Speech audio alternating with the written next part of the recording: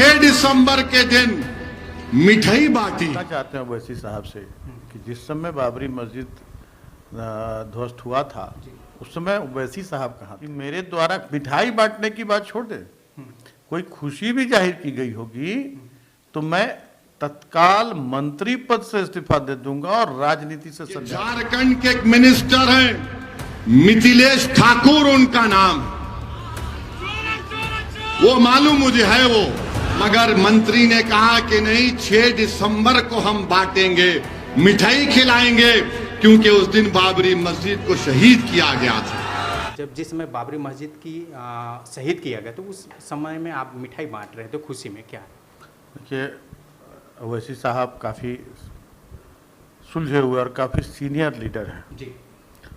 उनका भी एक क्षेत्र है जहाँ से वो बहुत काफ़ी लोकप्रिय हैं हैदराबाद में जी। वहाँ लोग उन्हें सांसद बनाता है वहाँ की जनता उन्हें, और उन्हें अपनी जिम्मेदारियों को समझना चाहिए और एक जिम्मेदाराना बयान की उम्मीद हुए बड़े विधि के ज्ञाता हैं जी। और सांसद तो हैं ही, एक पार्टी भी चलाते हैं। ऐसे लोगों को बयान अपने नपे तुले देने चाहिए।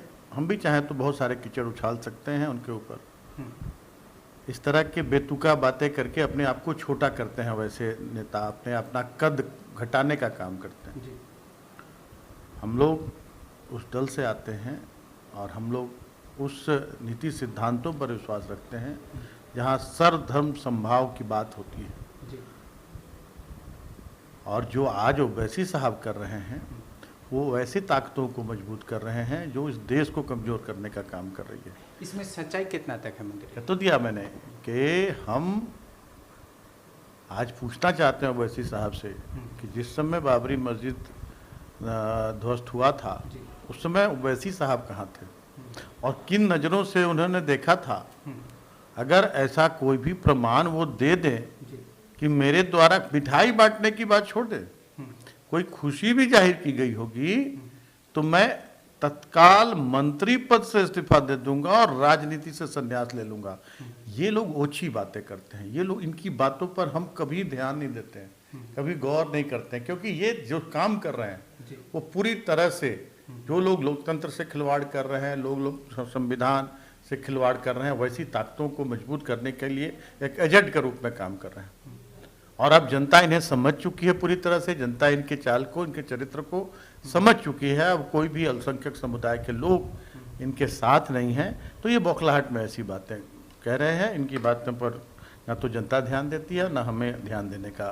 डुमरी उपचुनाव को लेकर क्या कुछ कहेंगे? आज मतदान देखेंगे आप, आज मतदान हो रहा है और जनता बोल रही है, जनता अपने मताधिकार का प्रयोग कर रही है।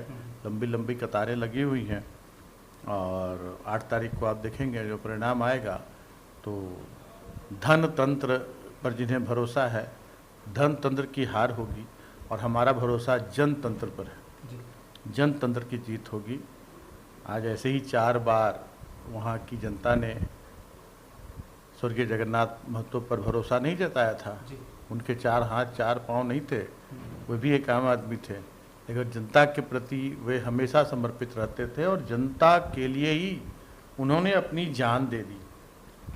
तो डुमरी की जनता बहुत ही संवेदनशील है और बहुत सोच समझकर फैसला करेगी और आप देखेंगे कि बड़े अंतर से हम स्वर्गीय जगन्नाथ महतो जी की पत्नी, जो इंडिया गठबंधन के उम्मीदवार है बेबी देवी जी, वो चुनाव जीतेंगी और डुमरी की सेवा करेंगी, राज्य की सेवा करेंगी और जो अधूरे सपने स्वर्गीय जगन्नाथ महतो जी का है उसको पूरा करने का काम।